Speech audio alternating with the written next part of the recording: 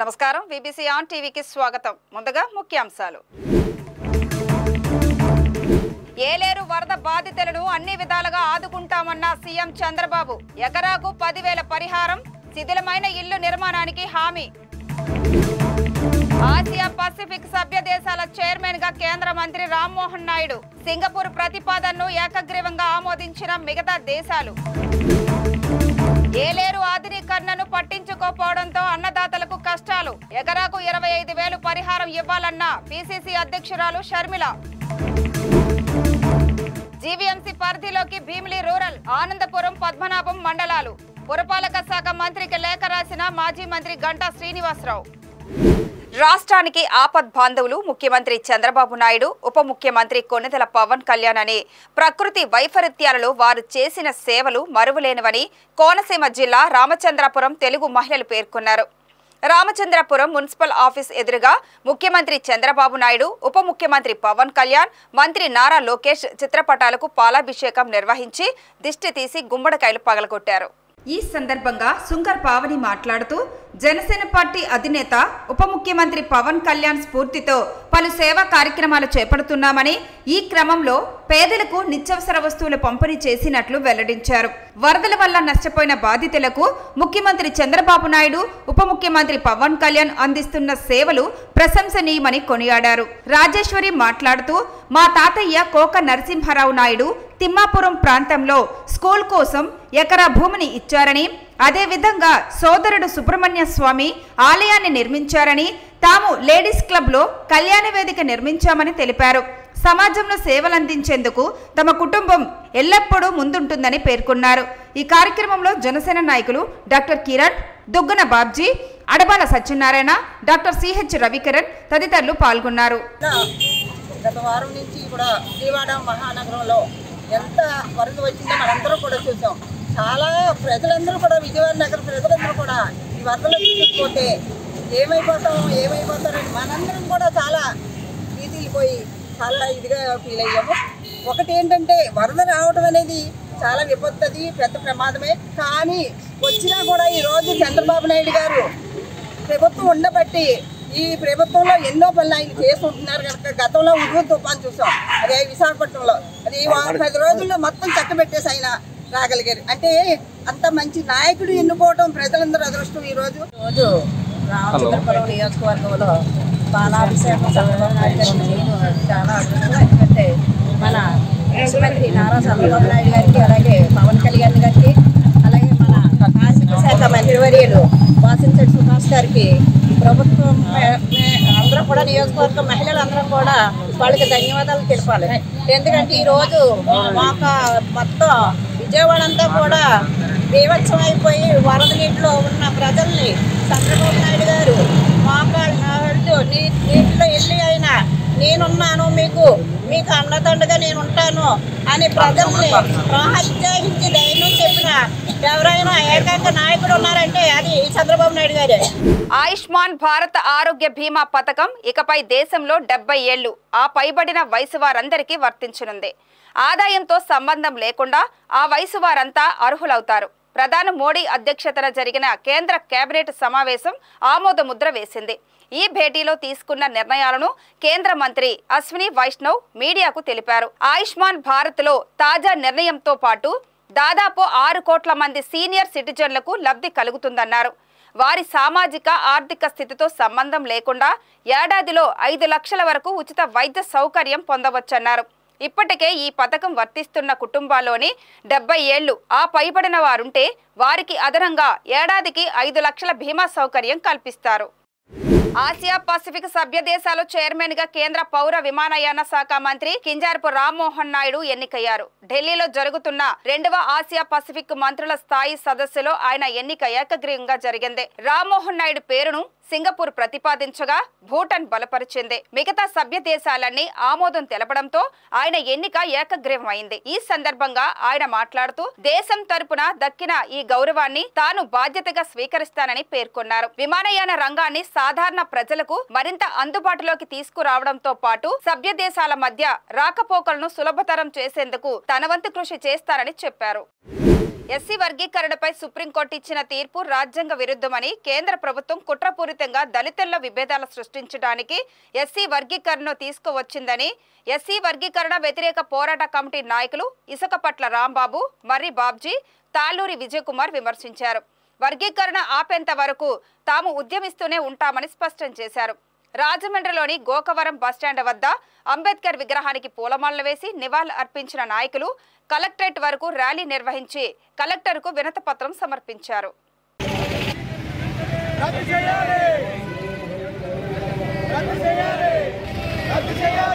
ఈ సందర్భంగా వారు మాట్లాడుతూ కులాల మధ్య విభేదాలు సృష్టిస్తూ కేంద్ర ప్రభుత్వం అవలంబిస్తున్న మతోన్మాద వ్యతిరేక విధానాలకు తగిన మూల్యం చెల్లించుకోక తప్పదని హెచ్చరించారు. సుప్రీంకోర్టు ఇచ్చిన తీర్పుకు వ్యతిరేకంగా దేశవ్యాప్తంగా నిరసనలు తెలుపుతున్నామన్నారు. కోర్టులకు కానీ లేకపోతే దేనికి హక్కు లేదు. వర్గీకరణ చేయాలంటే ప్రధానమంత్రి గారిని పార్లమెంట్లో యాక్ట్ అవ్వాలని క్లియర్గా చెప్పినప్పటికీ ఒక 7 జడ్జిలతో దుర్దేశంగా కావాలని ఎస్సీ ఎస్టీలకు అన్యాయం చేయాలనే ఉద్దేశంతో ఒక తీర్పును రాయించుకున్నట్లు భారతదేశ ఎస్సీ ఎస్టీ ప్రజలందరూ కలిసి పూర్తిగా నమ్ముతున్నాము. దీని వ్యతిరేకంగా భారతదేశ వ్యాప్తంగా ఉద్యమం జరగడం జరిగింది. అదేవిధంగా భారతదేశంలో ఉన్న అందరు నాయకత్వంతో ఈరోజు భారతదేశ వ్యాప్తంగా అన్ని జిల్లా కార్యాలయాల్లో, మండల కార్యాలయాల్లో నిరసన తెలియజేయాలని ఒక నిర్ణయం తీసుకుంటాం. ఆ పిలుపు మేరకు ఈరోజు ఇక్కడి నుంచి మేము గోకవరం బస్ స్టాండ్ నుంచి కలెక్టర్ గారు ఆఫీస్కి వెళ్ళి అక్కడ రిప్రజెంటేషన్ ఇస్తున్నాం. సుప్రీంకోర్టు తీర్పుని సుప్రీంకోర్టు తిరిగి సుమోటుగా వెనక్కి తీసుకుని యథావిధిగా వర్గీకరణ విషయం పార్లమెంట్ కానీ 341 ఆర్టికల్లో అమెండ్ చేస్తే కానీ చేయకూడదు కాబట్టి సుప్రీంకోర్టు తీర్పుని అంటే ఉపసంహరించుకోవాలని డిమాండ్ చేస్తూ ఈ ర్యాలీని స్టార్ట్ చేస్తున్నాం. ఈ భారతదేశంలో ఇప్పటి వరకు కూడా ఈ మాలలే వ్యతిరేకం ఈ యొక్క వర్గీకరణ అనే విషయాన్ని కాదని రుజువు చేస్తూ భారతదేశంలో ఎవరైతే రిజర్వేషన్లు అనిపిస్తున్నారో వాళ్ళందరూ కూడా ఈ రిజర్వేషన్లు వర్గీకరించడం తప్పని అభిప్రాయానికి వచ్చడం జరిగింది. దీన్ని గుర్తించి ప్రభుత్వాలు ఎప్పటికైనా ఈ ఎస్సీ ఎస్టీ వర్గీకరణ విషయాన్ని రద్దు చేసి మరి యథాతథంగా రిజర్వేషన్ ఉంచాలని, రిజర్వేషన్ పూర్తిని దెబ్బతీయకూడదని ఈ ప్రభుత్వాన్ని డిమాండ్ చేస్తున్నారు. ఇది ఒకంటి సమస్య కాదు, ప్రతి ఒక్కరి యొక్క విద్య ఉపాధి మీద ఆధారపడింది కాబట్టి తొలి ఉద్యమంలో చేసిన వాళ్ళగా మేము కూడా పాల్గొంటున్నాం. చాలామంది యువతకి తెలియదు కాబట్టి తెలియజేయాలనే ఉద్దేశంతో నడుస్తున్నాం. ఆంధ్రప్రదేశ్లో ఉన్న మాదిగలు కూడా విజ్ఞప్తి చేస్తున్నాం. ఎందుకంటే దేశవ్యాప్తంగా ఉన్న మాలల కన్నా మాదిగలు ఎక్కువ ఉద్యమిస్తున్నారు ఎస్సీ వర్గీకరణ వద్దని. ఈ విషయంలో ఆంధ్రప్రదేశ్ మాలలు కూడా గ్రహించి మాతో కలిసి రావాలని అందరికీ విజ్ఞప్తి చేస్తున్నాం. భారత ప్రభుత్వ రంగ సంస్థ బిఎస్ఎన్ఎల్ రోమింగ్ వైఫై సేవలను అన్ని ప్రాంతాలకు విస్తరించినట్లు ఆ సంస్థ రాజమండ్రి ప్రిన్సిపల్ జనరల్ మేనేజర్ పులివెల రాజు తెలిపారు. ఇందులో రిజిస్టర్ అయిన వాళ్ళు ఎక్కడికి వెళ్లినా అక్కడ బిఎస్ఎన్ఎల్ వైఫై తో కనెక్ట్ కావచ్చని వెల్లడించారు. తూర్పు గోదావరి జిల్లాలో వైఫింగ్ రోమింగ్ ప్రారంభించిన సందర్భంగా గోకవరం బస్టాండ్ సమీపంలోని నన్నయ్య సంచార భవన్ లో బిజినెస్ డెవలప్మెంట్ విస్తరణ అంశాలకు సంబంధించి సిబ్బందితో సమావేశం నిర్వహించారు. ఈ సమావేశంలో డీజీఎంలు Nagaraju, Satyanarayana, marketing AGM Srinivas, marketing SDE Krishnarao, ఏజీఎంలు శారదాదేవి, శైలజ, జయశ్రీ, పిఆర్ఓ వాసు, డిఎస్ఏలు పాల్గొన్నారు. ఈ సందర్భంగా జనరల్ మేనేజర్ పులివెల రాజు మాట్లాడుతూ ఇప్పటికే కనెక్షన్లు ఉన్నవాళ్లు రోమింగ్ వైఫైలో రిజిస్టర్ కావాలని, దేశంలో ఎక్కడైనా బిఎస్ఎన్ఎల్ వైఫైతో కనెక్ట్ అయ్యే అవకాశం పొందాలని సూచించారు. వచ్చే 5 ఏళ్లలో జిల్లాలో కొత్తగా 2 లక్షల కనెక్షన్లు ఇవ్వాలని నిర్ణయించినట్లు వెల్లడించారు. త్వరలోనే 5G, టీవీ, ఓటీటీ సేవలు అందుబాటులోకి రానున్నాయని తెలిపారు. FTTH ఫైబర్ టు హోమ్ నెట్వర్క్ని బాగా విస్తరించి వాటి ద్వారా రాబోయే కొత్త సర్వీసులన్నీ కూడా ఇవ్వాలనే ఉద్దేశంతో ఎంటర్ప్రెన్యూర్స్ని జాయిన్ చేసుకోవడానికి, అలాగే ఉన్న ఎంటర్ప్రెన్యూర్స్ని ఇంకా ఎంకరేజ్ చేసి ఎక్కువ బిజినెస్ చేయడానికి, ఈ ప్రోత్సహించడానికి ఈ మీటింగ్ ఆర్గనైజ్ చేయడం జరిగిందండి. కూడా వైఫై సర్వీస్ తీసుకోండి, FTTH కనెక్షన్ తీసుకోండి. అన్ని ఓటీటీ కూడా త్వరలోనే ఓటీటీ సర్వీస్ కూడా పెంచడం జరుగుతుంది. అలాగే టీవీ కూడా మన బిఎస్ఎన్ఎల్ నెట్వర్క్లో FTTH నెట్వర్క్ టీవీ కూడా ఒకసారి ప్రయత్నం చేశాము. ఇంకా మంచి టెక్నాలజీతో ముందుకు రావాలనే ఉద్దేశంతో అది తీసుకొస్తాం. అది కూడా టీవీ కూడా వస్తుంది. మిగతా ఆపరేటర్స్ ఇచ్చినట్టుగా మేము కూడా టీవీ సర్వీసు అలాగే ఓటీటీ సర్వీస్ కూడా ఇస్తాము. కాబట్టి అందరూ కూడా ప్రజలందరూ ఇది ప్రభుత్వ రంగ సంస్థ కాబట్టి దీనికి ప్రోత్సహించాలని ప్రత్యేకంగా కోరుతున్నాం. 5G ఎప్పుడు నుంచి అందుబాటులో పూర్తి స్థాయిలో తీసుకొస్తాం? 5G నెక్స్ట్ ఇయర్ వస్తుందండి. అంతా 4G ఆల్రెడీ మేము లాంచ్ చేసాము. మొత్తం మన ఈ జిల్లాలో అంటే బిజినెస్ ఏరియాలో 810 రీజెస్లు వస్తాయి. కంప్లీట్ అవుతుంది, డబుల్ అవుతుంది నెట్వర్క్. యాక్చువల్గా ఒక గత 20 సంవత్సరాల నెట్వర్క్ కన్నా డబుల్ నెట్వర్క్ అవుతుంది సంవత్సరం. కాబట్టి దాంతోపాటుగా 4G అయిన వెంటనే ఒక 6 months టైంలో డిఫరెంట్గా 5G కూడా లాంచ్ చేస్తాము. అలాగే 6G కూడా ట్రయల్ అంటే రీసెర్చ్ జరుగుతుంది. మన ఇండియానే దానికి ముందు ముఖ్య పాత్ర వహిస్తుంది 6G టెక్నాలజీలో. అలాగే 4G కూడా ఇది స్వదేశీ విజ్ఞానంతో తయారు చేయడం టెక్నాలజీ కాబట్టి మన టెక్నాలజీ దానివల్ల ఫారిన్ కరెన్సీ కూడా మన సేవ్ అవుతుంది దేశానికి. కాబట్టి టెక్నాలజీలో కూడా టెక్నికల్ ఫీచర్స్ కూడా ఉన్న టెక్నాలజీ కన్నా అంటే ఫారిన్ టెక్నాలజీ కన్నా 10 times మనకి కెపాసిటీ ఇంప్రూవ్ అవుతుంది. అంటే కాల్ హ్యాండ్లింగ్ కెపాసిటీ పెరుగుతుంది. కాబట్టి మన స్వదేశీ విజ్ఞానం మిగతా విజ్ఞానాల కన్నా చాలా ముందంజలో ఉందని చెప్పడానికి చాలా గర్విస్తున్నాము. గోదావరి పుణ్య స్నానాలు ఆచరించేందుకు దేశంలోని వివిధ ప్రాంతాల నుంచి వచ్చే భక్తులు యాత్రికుల సౌకర్యార్థం పుష్కరాల రేవులో లాకర్లు ఏర్పాటు చేసినట్లు రాజమహేంద్రవరం సిటీ ఎమ్మెల్యే ఆదిరెడ్డి శ్రీనివాస్ తెలిపారు.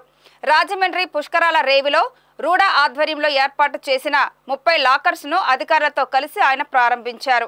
ఈ సందర్భంగా ఎమ్మెల్యే మాట్లాడుతూ పుష్కరాల రేవులో స్నానాలు వివిధ కార్యక్రమాల నిర్వహణ కొరకు సుదూర ప్రాంతాల నుండి భక్తులు విచ్చేయడం జరుగుతుందని వారి సామాన్లు భద్రపరుచుకునేందుకు లాకర్స్ ను అందుబాటులోకి తెచ్చామన్నారు.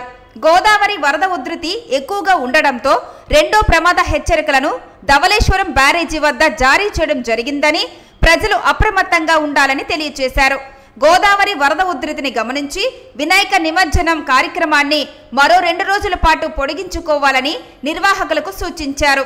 పుష్కర్ ఘాట్లో మహిళలు దుస్తులు మార్చుకునేందుకు కేటాయించిన గది చాలా అధ్వానంగా ఉందని దానిని పూర్తి స్థాయిలో ఆధునీకరించి అందుబాటులోకి తీసుకురావాలని నగరపాలక సంస్థ అధికారులను ఎమ్మెల్యే ఆదేశించారు. నమస్కారం.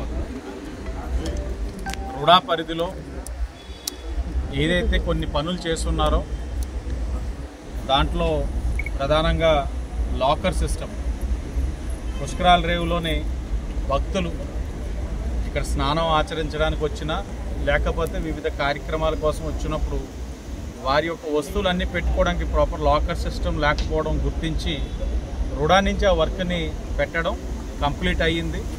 దాని రోజున అఫీషియల్గా ఓపెనింగ్ చేసుకొని భక్తులందరి యొక్క అవసరాలు తీర్చడానికి దీన్ని ఉపయోగపడే విధంగా 30 లాకర్స్ని ఈరోజు రెడీ టు యూజ్ స్టేజ్లో తీసుకొచ్చాం. అలాగే పక్కనే రుడా నిధులతోటే విమెన్కి మహిళలకి చేంజింగ్ రూమ్ ఒకటి కూడా చేస్తున్నారు. ఇక్కడికి వచ్చిన తర్వాత మీడియా వారి ద్వారా మాకు తెలిసింది చాలా అధ్వానమైన పరిస్థితిలో ఉందని చూసాం. బహుశా అధికారులు ప్రజాప్రతినిధులు వస్తున్నారని చెప్పి శుభ్రం చేసినట్లు కనబడతా ఉంది. కానీ లోపల మగవారు యూజ్ చేస్తున్నట్లు ఆనవాళ్ళు కనబడతా ఉన్నాయి. మెయింటైన్ చేస్తున్న వాళ్ళకి చాలా స్పష్టంగా చెప్పాం. అది మహిళలకి వారికి చేంజింగ్ రూమ్గా ఇచ్చినప్పుడు మహిళలే వాడాలి. కాని పరిస్థితులు ఎవరైనా మగవాళ్ళు వాడితే మోమాటాలు పోవాల్సిన అవసరం లేదు, తక్షణమే చెప్పండి, దాని మీద చర్యలు తీసుకుందాం అని కూడా చెప్పడం జరిగింది. అలాగే వినాయక చవితి నిమజ్జనాలను కూడా ఇంకొక 2 days ఎక్స్టెండ్ చేసుకోమని ప్రతి ఒక్కరిని కూడా కోరుతా ఉన్నాం. ఫ్లడ్ లెవెల్ చాలా తీవ్రంగా ఉంది. నిన్ననే 2 పడిపోతే ఒకరు కొట్టుకుపోవడం, ఒకరు రక్షించడం కూడా జరిగింది. ఇలాంటి పరిస్థితుల్లో ఫ్లడ్ లెవెల్స్ని దృష్టిలో పెట్టుకొని 2nd వార్నింగ్లో ఉంది గోదావరి. దృష్టిలో పెట్టుకొని నిమజ్జనాన్ని కూడా ఒక 2 రోజులు ఎక్స్టెండ్ చేసుకోవాలని నగర ప్రజలు ఏదైతే వినాయక ఈ విగ్రహాలని ఏర్పరచుకున్న వారందరినీ కోరుతా ఉన్నాం. 1-2 రోజులు మీరందరూ కూడా సహకరిస్తే తర్వాత మనం అందరూ ఆ నిమజ్జన కార్యక్రమం చేసుకోవచ్చు అని కూడా వారికి కూడా విజ్ఞప్తి చేస్తూ అందరికీ ధన్యవాదాలు. వరదల కారణంగా ఇబ్బంది పడుతున్న ప్రజల కష్టాలన్నీ చూశానని అందరినీ అన్ని విధాలా ఎన్డీఏ ప్రభుత్వం ఆదుకుంటుందని ముఖ్యమంత్రి చంద్రబాబు భరోసా ఇచ్చారు. కాకినాడ జిల్లా కిర్లంపూడి మండలం రాజుపాలెం ముంపు ప్రాంతాలను ఆయన పరిశీలించారు. బాధితులతో కలిసి మాట్లాడి వారి కష్టాలను అడిగి తెలుసుకున్నారు. వరద నీటిలోనే నడిచి అందరినీ ఆప్యాయంగా పలకరించి ప్రభుత్వం అండగా ఉంటుందని అధైర్యపడవద్దని హామీ ఇచ్చారు. ఈ సందర్భంగా సచివాలయం వద్ద ప్రజలతో మాట్లాడుతూ ఈ సంవత్సరం వర్షాలు అధికంగా పడ్డాయని ఏలేరు రిజర్వాయర్కు 47,000 క్యూసెక్కుల నీరు వచ్చి చేరడంతో తప్పనిసరి పరిస్థితుల్లో 27,000 క్యూసెక్కుల నీరు కిందకు వదలాల్సి వచ్చిందన్నారు. ఆనాడు టీడీపీ ప్రభుత్వం ఏలేరు ఆధునీకరణకు నిధులు కేటాయిస్తే ఆ తర్వాత వచ్చిన వైసీపీ ప్రభుత్వం వాటిని పక్కన పెట్టేశారని మండిపడ్డారు. ఆ కారణంగానే పెద్దాపురం, పిఠాపురం, కిర్లంపూడి మండలాలు దెబ్బతిన్నాయని వెల్లడించారు. పిఠాపురం నియోజకవర్గంలో డిప్యూటీ సీఎం పవన్ కళ్యాణ్ పర్యటించి వరదల నివారణకు పటిష్ట చర్యలు చేపట్టాలని సంబంధిత అధికారులకు స్పష్టమైన ఆదేశాలు ఇచ్చారని తెలిపారు. వరదల కారణంగా 65,000 హెక్టార్ల పంట నీట మునిగిందని, ఎకరాకు 10,000 నష్టపరిహారం ఇస్తామన్నారు. ప్రతి కుటుంబానికి 10,000 నష్టపరిహారం, బట్టలు ఇస్తామన్నారు. ఇల్లు కోల్పోయిన వారికి ఇల్లు కట్టిస్తామని హామీ ఇచ్చారు. కార్యక్రమంలో ఎమ్మెల్యేలు, ఎంపీలు, అధికారులు పాల్గొన్నారు. ఎప్పుడు ఎక్కువ నీళ్లు వచ్చినా భవిష్యత్తులో మళ్లీ వరదలు రాకుండా ఏం చేయాలో అవన్నీ చేస్తాం. దీనికి కావలసిన ఆధునీకరణ నేను ఒకటే హామీ ఇస్తున్నా. 1 ఎకరా పొలం కూడా ఎండడానికి వీలు లేదు. దానికోసం ప్రణాళిక తయారు చేయమంటాను. తయారు చేసి తప్పకుండా అవన్నీ చేసి ఈ ప్రాంతాన్ని కాపాడే బాధ్యత ఎన్డీఏ ప్రభుత్వం తీసుకుంటామని మీ అందరికీ హామీ ఇస్తున్నాను. ఎందుకంటే ఏలేరు ఉండాలి. 24 టీఎంసీ నీళ్లు. ఇది కరువు ప్రాంతం. ఒకసారి గోదావరి పక్కన ఉంది, మీకు మాత్రం కరువు ఉంది. అందుకే నేను ఆలోచించి పురుషోత్తపట్నం కూడా లిఫ్ట్ ఇరిగేషన్ పెట్టాం. పోలవరం పూర్తయ్యే లోపల పురుషోత్తపట్నం ద్వారా నీళ్లు ఇవ్వగలిగితే నేరుగా నీళ్లన్నీ ఏలేరు కూడా ఫుల్ చేసి తద్వారా నీళ్లు ఇచ్చే పరిస్థితి వస్తుందని ఆ రోజు మనం కార్యక్రమానికి శ్రీకారం చుట్టాం. కానీ ఈరోజు ఆ ప్రాజెక్ట్ ని కాపాడుకుంటూనే ఈ ప్రాంతంలో సాగునీరు ఇవ్వాల్సిన బాధ్యత ఈ ప్రభుత్వానికి ఉంది. దానికి కూడా శ్రీకారం చుడతామని తెలియజేస్తూ, ఏదేమైనా మీ కష్టాలన్నీ చూశాను. చాలా బాధేస్తుంది. ఓసారి వరదలను మనం కంట్రోల్ చేయలేం, తుఫాన్ని మనం నియంత్రణ చేయలేం. కానీ తుఫాన్ వచ్చినప్పుడు మానవతా దృక్పథంతో ప్రభుత్వం పనిచేయాల్సిన అవసరం ఉంది. అందుకే ఎవ్వరికీ ఇబ్బంది జరగకుండా ఏమేం చేయగలుగుతాం అన్ని చర్యలు తీసుకున్నాం. అంతేకాకుండా ప్రతిరోజు నేను కూడా టెలికాన్ఫరెన్స్ తీసుకుని కలెక్టర్ గారికి స్పష్టమైన ఆదేశాలు ఇచ్చాం. కలెక్టర్లు అందరూ కూడా ఒకరని చెప్పను గాని ఇక్కడ షణ్మోహన్ ఉన్నారు, అందరూ కలెక్టర్లు రాత్రి పగళ్ళు పనిచేశారు. ఎక్కడ కూడా ఎవ్వరికి ఇబ్బంది లేకుండా చేశారు. ఎప్పుడైనా సరే మంచి చేసిన వాళ్ళని మనం కూడా అభినందించాలి. అటు రాజకీయ నాయకులు, ప్రజాప్రతినిధులు, ఇంకో పక్క అధికార యంత్రాంగం సమర్థవంతంగా పనిచేసింది కాబట్టి మీకు కొంతవరకు ఇబ్బందులు తగ్గాయి. ఇది మనం అందరం గుర్తుపెట్టుకుని ఎప్పుడు కూడా ఎన్డీఏ ప్రభుత్వం, నేను గాని మా మిత్రుడు పవన్ కళ్యాణ్ గారు గాని బీజేపీ గాని ఒక బాధ్యత కలిగిన ప్రభుత్వాన్ని ఇస్తాం. జవాబుదారీతనంతో ముందుకు పోతాం. ప్రజాహితం కోసం పనిచేస్తాం. ఎప్పుడు మీకు అందరికి అండగా ఉంటాం. ఇక్కడ చూస్తే మా తమ్ముళ్ళందరి దగ్గర సెల్ ఫోన్లు ఉన్నాయి. నేను నవ్వుతూ అడిగా, దేనికి వాడుతున్నారు సెల్ ఫోన్లు అంటే, శుభ్రంగా మా మీటింగ్లన్నీ తీసుకుంటారు, లేకుంటే పక్క నుండి ఒక సెల్ఫీ తీసుకుంటారు, అదే మరి సోషల్ మీడియాలో పెట్టుకుంటారు. సినీ పక్కీలో పోలీసుల కళ్లు గప్పి స్టేషన్ నుంచి జారుకున్నాడు గజ దొంగ. పలు ఇంటి దొంగతనం కేసుల్లో కీలక ముద్దాయిగా ఉన్న ఎర్నింటి కృష్ణబాబు గంజాయితో తాజాగా దొరికాడు. ఎన్డీపీసీ కేసు కట్టేందుకు లా అండ్ ఆర్డర్ పోలీసులకు క్రైమ్ పోలీసులు అప్పగించారు. ఏమై చేశాడో మరి అందరూ చూస్తుండగానే నిన్న రాత్రి పిఎంపాలెం పోలీసులకు శతగోపం పెట్టి పరారయ్యాడు. దీంతో ఒక్కసారిగా పోలీసులు తలలు పట్టుకున్నారు. కొత్తగా వచ్చిన పోలీసు అధికారులకు ఇక్కడ సమస్యలు, నేరస్తులపై సరైన అవగాహన లేకపోవడం కూడా దీనికి ఒక కారణం. ప్రస్తుతం పరారైన దొంగ కోసం ప్రత్యేక పోలీసు బృందాలు గాలిస్తున్నాయి. విశాఖలో దారి దోపిడీ గ్యాంగులు రెచ్చిపోతున్నారు. అర్ధరాత్రి కాపు కాసి దొరికిందల్లా దోచుకోవడం వారి నిత్య కృత్యంగా మారింది. డ్రగ్స్ మత్తులో ఏం చేస్తారో అన్న భయంతో ఉన్న కాడికి సమర్పించుకోవడం తప్ప ప్రజలకు మరో మార్గం లేకపోతుంది. విశాఖలోని కొబ్బరి తోట, Manorama theatre area, dolphin hotel రోడ్లో అటుగా వెళ్లాలంటేనే బెదిరిపోతున్నారు. పోలీస్ కమిషనరేటుకు, పోలీస్ బ్యారెక్స్ కు కూత వేటు దూరంలో ఉన్న చోటే పరిస్థితి ఇంత దారుణంగా ఉంది. ఒక్కసారి ఈ దృశ్యాలు చూడండి. ఎమోషనల్ గా ఎలా బెదిరించి లాక్కుంటున్నారో. దీని వెనుక పెద్ద ముఠాలే ఉన్నట్లు అనుమానాలు కలుగుతున్నాయి. గ్రేటర్ విశాఖ మున్సిపల్ కార్పొరేషన్ పరిధిలోకి భీమిలి రూరల్, పద్మనాభం, ఆనందపురం మండలాలను విలీనం చేయడానికి ఏర్పాట్లు చేస్తున్నట్లు మాజీ మంత్రి, స్థానిక ఎమ్మెల్యే గంటా శ్రీనివాసరావు తెలిపారు. ఈ మేరకు మున్సిపల్ శాఖ మంత్రికి ఆయన లేఖ రాశారు. విశాఖలో గల తన కార్యాలయంలో ఏర్పాటు చేసిన మీడియా సమావేశంలో ఆయన మాట్లాడుతూ, విశాఖ నగరం శరవేగంగా అభివృద్ధి చెందుతుందని, ఆ మేరకు వసతులు కల్పించాల్సి ఉందని గంటా పేర్కొన్నారు.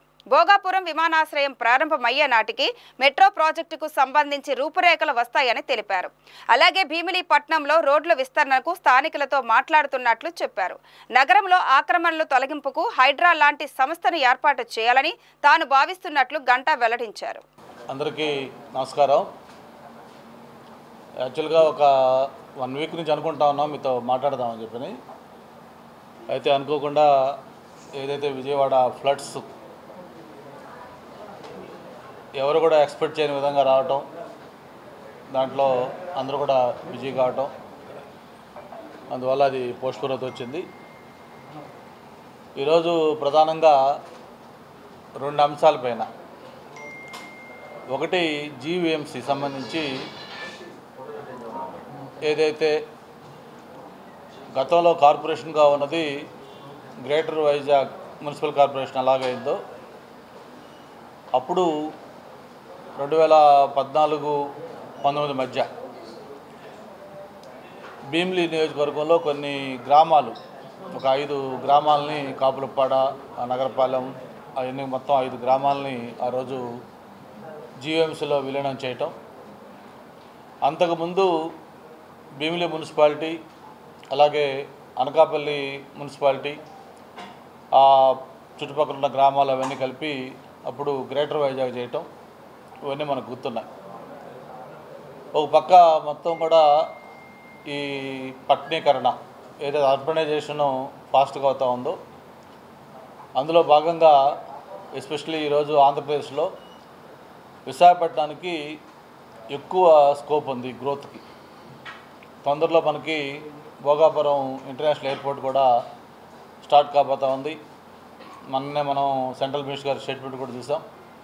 అంతకుముందు ముఖ్యమంత్రి గారు వచ్చినప్పుడు కూడా స్పష్టంగా ఆ ఎయిర్పోర్ట్ విజిట్ చేసి ఒక డైరెక్షన్ కూడా ఇవ్వడం జరిగింది. వాళ్ళు 2026 డిసెంబర్ అంటే కాదు, ఎట్టి పరిస్థితుల్లో బై మార్చి కల్లా కమర్షియల్ ఆపరేషన్ స్టార్ట్ కావాలి, ఫస్ట్ ఫ్లైట్ ల్యాండ్ కావాలి అని చెప్పి వాళ్ళకి ఒక డెడ్ లైన్ కూడా పెట్టి దాన్ని యుద్ధ ప్రాతిపదికన కంప్లీట్ చేస్తూ ఉన్నారు. అంటే మనకి భోగాపురం అనేది ఒక గ్రోత్ ఇంజన్గా మనకు ఉండిపోతూ ఉంది ఇంటర్నేషనల్ ఎయిర్పోర్ట్. సో అటువంటి భోగాపురం ఎయిర్పోర్ట్కి మన వైజాగ్ నగరానికి మధ్యలో ఉన్న కాన్స్టిట్యున్సీ మన భీమిలి కాన్స్టిట్యున్సీ. ఇందులో దాదాపు ఒక 9 కార్పొరేషన్ వార్డ్స్ ఉన్నాయి. ఇవి కాకుండా ఒక 3 రూరల్ మండలాలు ఉన్నాయి. ఆనందపురం మండలం, అలాగే పద్మనాభం మండలం, భీమిలి రూరల్ మండలం. వీటికి సంబంధించి చూస్తే మొత్తం 3 రూరల్ మండలాల్లో కలిపి ఒక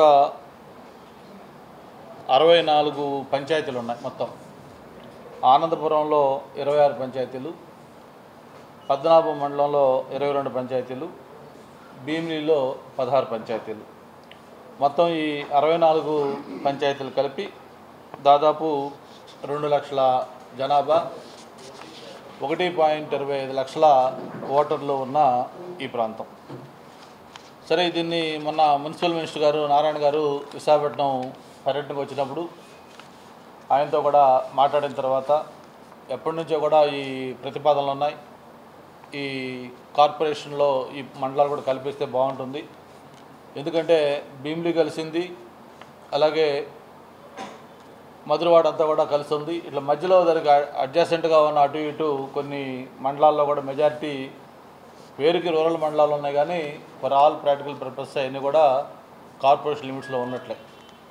ఒక్క పద్మనాభం మండలంలో కొన్ని డిస్టెంట్ విలేజెస్, అలాగే ఆనందపురం మండలంలో భీమనదరపాలెం లాంటి కొన్ని ఏరియాలు ఎక్కడైతే కొంచెం చివరికి ఉన్నాయో అవి తప్ప భీమిలి రూరల్ మండలం కానీ లేకపోతే ఆనందపురం కానీ మెజారిటీ గ్రామాలు అర్బన్లో కలిసిపోయి ఉన్నాయి. ఒక పక్క అర్బన్లో ఫాస్ట్గా డెవలప్మెంట్ స్కోప్ ఉంటుంది అనేది ఒక ఇంప్రెషన్ పబ్లిక్లో కూడా ఉంది, లోకల్గా కూడా అందరూ కోరుకుంటారు. కాబట్టి మినిస్టర్ గారు చెప్పిన ప్రతిపాదన గురించి మా నాయకులందరితో కూడా ఒక సమావేశం పెట్టి మాట్లాడడం జరిగింది.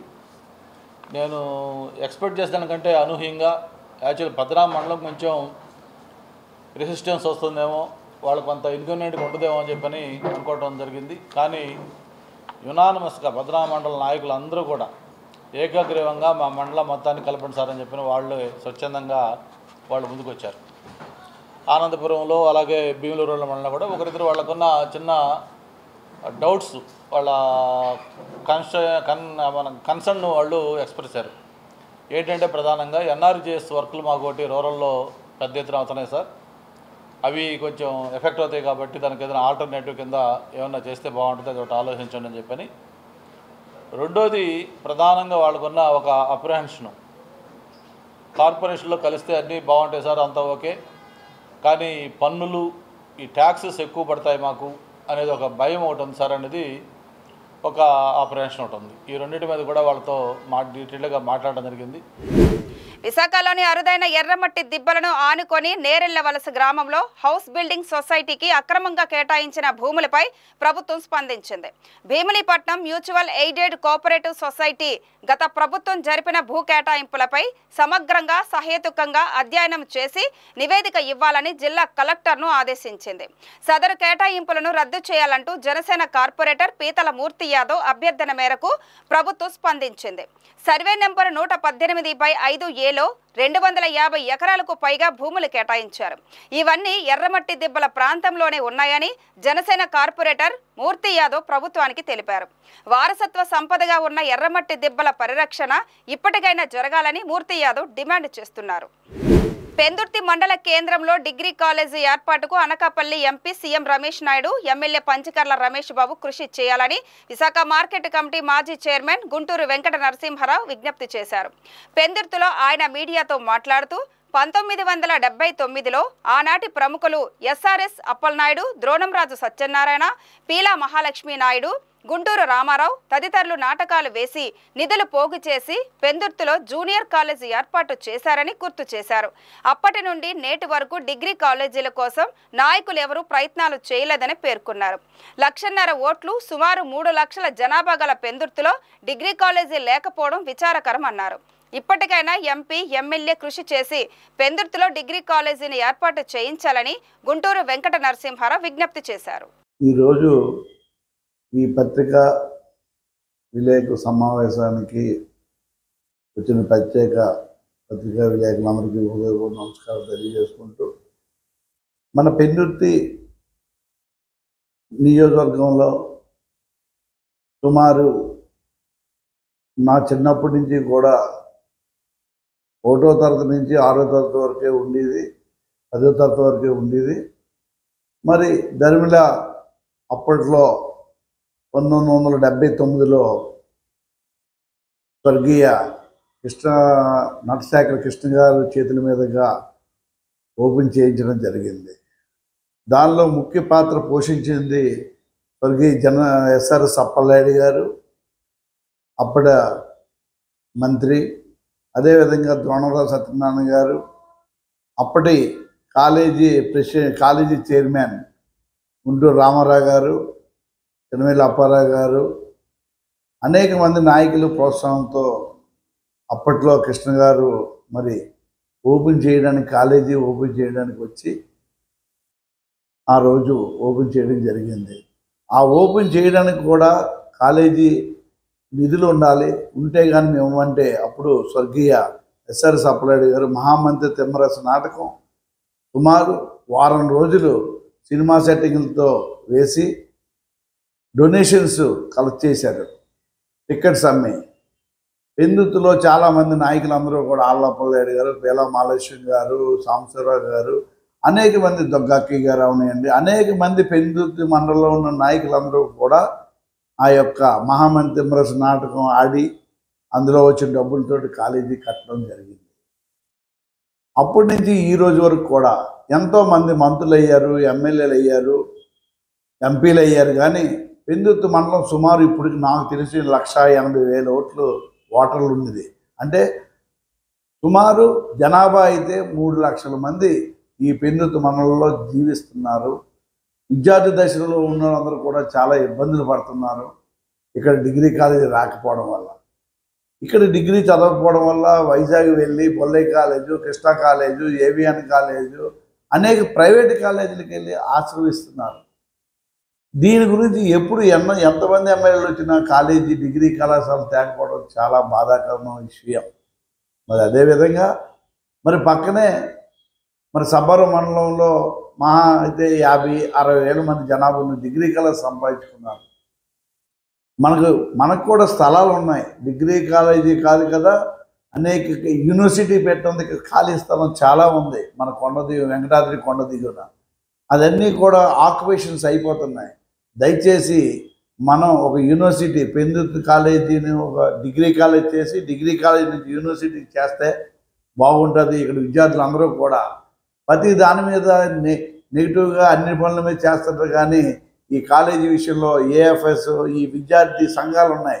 ఈ సంఘాలన్నీ వచ్చి ముందుకొస్తే దానికి తోడుగా నేనుండి ఈ డిగ్రీ కళాశాల సంపాదించడానికి తేవడానికి అహర్నిశలు కృషి చేస్తాను.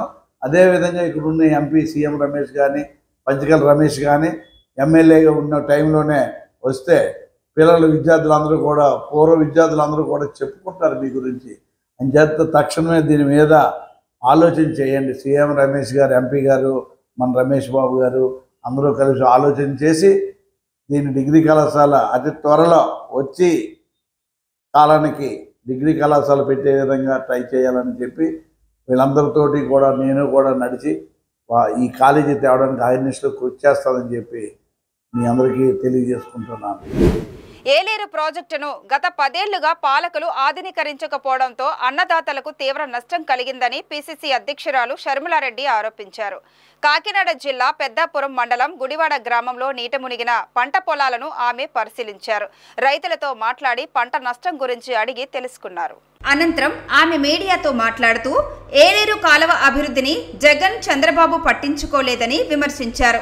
ముఖ్యంగా జగన్మోహన్ రెడ్డి గత 5 ఏళ్లుగా జల ప్రాజెక్టులను గాలికి వదిలేశారని ఆక్షేపించారు. దీంతో అనేక ప్రాజెక్టులు శిథిల దశకు చేరాయని మండిపడ్డారు. చంద్రబాబు హయాంలో ఏలేరు ప్రాజెక్టు ఆధునీకరణకు నిధులు మంజూరైనా ఆ తర్వాత వచ్చిన జగన్ ప్రభుత్వం నిర్లక్ష్యం చేసిందని విమర్శించారు. పంట నష్టపోయిన రైతులకు ఎకరాకు 10,000 కాదు 25,000 పరిహారం తక్షణమే ఇవ్వాలని షర్మిల కోరారు.